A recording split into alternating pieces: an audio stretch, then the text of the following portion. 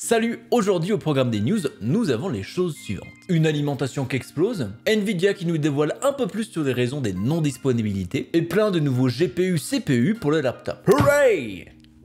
Défoncez ma chaise. Et si ce programme vous botte, venez vous asseoir confortablement sur cette chaise.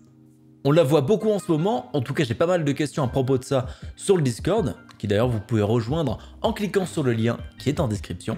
Il s'agit de l'alimentation chez Gigabit, la GPP750 GM, une alimentation de 750 watts certifiée Gold. Encore une fois un nom à coucher dehors pour les composants informatiques, mais c'est pas si pire que les écrans. Quand même. On retrouve cette alimentation à peu près 100 €, ce qui est relativement peu cher pour ce wattage, cette certification et surtout du full modulaire. En général, on ne conseille pas trop ce type d'alimentation parce qu'on ne sait pas trop d'où elles viennent, on ne sait pas trop ce qu'il y a dedans et surtout pour pouvoir les tester, il faut un diplôme d'ingénieur électronique. Et sur ce point-là, je rigole pas forcément parce que d'une part, il faut énormément de connaissances en électronique pour s'y retrouver, et parce qu'il faut aussi tout un tas de matériel qu'on ne retrouve pas chez Monsieur Tout-le-Monde. Allez voir la procédure de test, vous verrez que vous avez plus d'une vingtaine d'étapes et plus d'une dizaine d'objets qui est utilisé pour mesurer les différentes choses. Donc autant dire que ces tests-là ne sont pas à la portée de tout le monde. Ce 3 décembre, c'est TechPo Europe qui a sorti une review sur l'alimentation en question. Et autant dire que les choses ne se sont pas passées correctement. Un condensateur a tout simplement explosé lors du test de surtension. Quand on parle de surtension, c'est par exemple demander 1350 watts à une alimentation qui ne peut en fournir que 750. Ce test-là est principalement là pour venir checker si l'alimentation a des protections correctes par rapport à ce genre de phénomène. Et autant dire que ça, c'est pas censé arriver sur des alimentations de ce calibre-là. Normalement, les protections coupent bien avant que ce genre de choses arrive. Mais l'histoire ne s'arrête pas là parce que le testeur a envoyé un petit email au responsable compétent de chez Gigabit qui s'est contenté de répondre qu'il avait testé la surtension sur 5 autres unités et que tout s'était bien passé. Et tout ça sans demander le cadavre de la défunte alimentation. Donc pas forcément une très bonne intention ici, surtout que d'habitude, les autres marques demandent directement à renvoyer l'alimentation en question. Ça leur permet de l'examiner et de savoir si ça n'est d'un composant défectueux ou il y a bien un réel problème dans l'alimentation. Et malheureusement ça, on n'aura pas de réponse à nos questions. Mais c'est pas fini pour cette alimentation parce qu'en plus de ça, elle a d'autres défauts. Comme si ça ne suffisait pas. Et laissez-moi vous en citer quelques-uns. Quelques composants inconnus ou de basse qualité dans l'alimentation, le ventilateur n'est pas hydraulique comme annoncé par la marque, donc à ce niveau là on aura un ventilateur qui est un peu moins bon. Elle est aussi pas totalement compatible avec la dernière spécification ATX. Et la liste continue sur encore plusieurs points. Donc je vous dissuade encore plus fortement d'acheter ces alimentations Gigabit. Et si vous en avez une, eh bien priez que vous n'ayez pas une surtension et une alimentation défectueuse.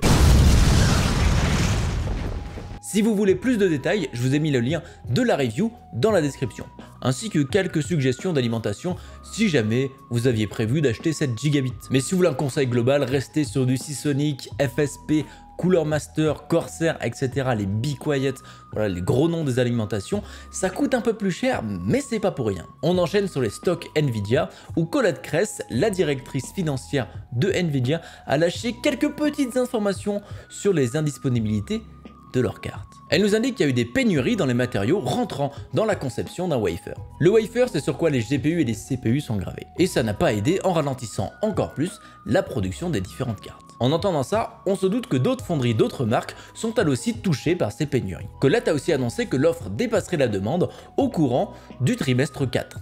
C'est-à-dire ce mois-ci. En soi, ça concorderait avec les disponibilités qui sont de plus en plus fréquentes au niveau des cartes Nvidia et surtout de la sortie de la 3060 Ti, qui n'a pas été hors stock en 3 minutes. Personnellement, je trouve Colette assez optimiste. J'attends de voir un petit peu ce qui se passe, mais moi je tablerai plus sur fin janvier, début février pour un retour à la normale. Allez, encore un peu de patience, on voit la lumière au bout du tunnel, et pas n'importe laquelle. Une lumière ray tracée.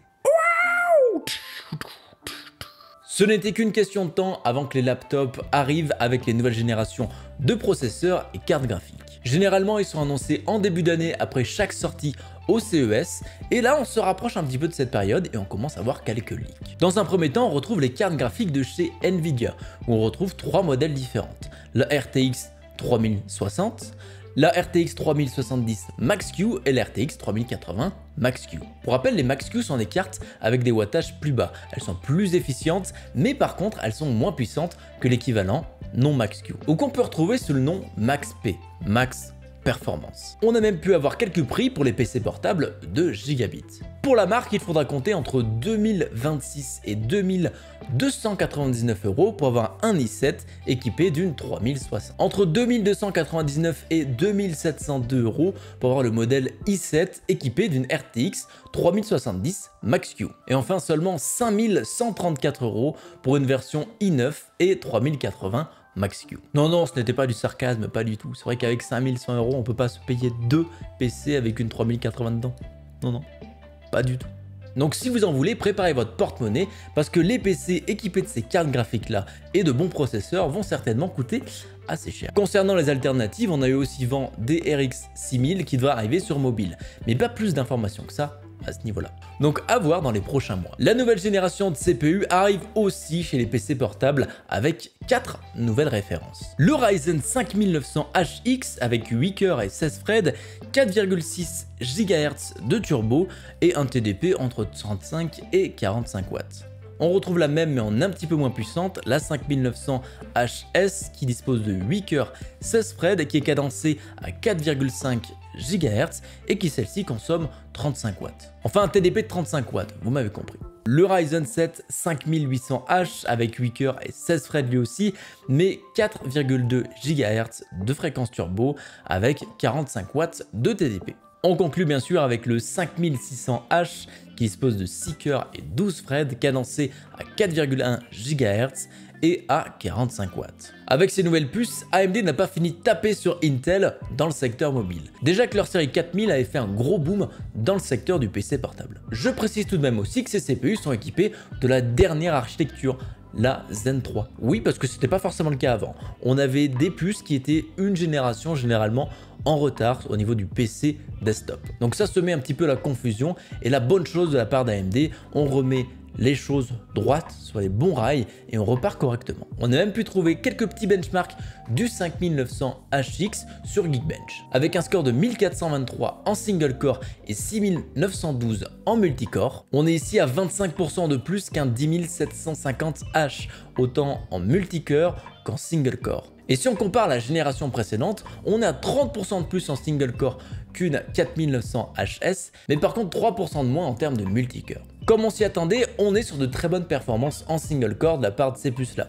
Il y a quelques optimisations à faire au niveau du multicore, mais ces puces ne sont pas encore sorties. Donc il y a encore le temps qu'ils montent à leur plein potentiel. Et je suis conscient que le 10750H de chez Intel n'est pas le meilleur de sa gamme.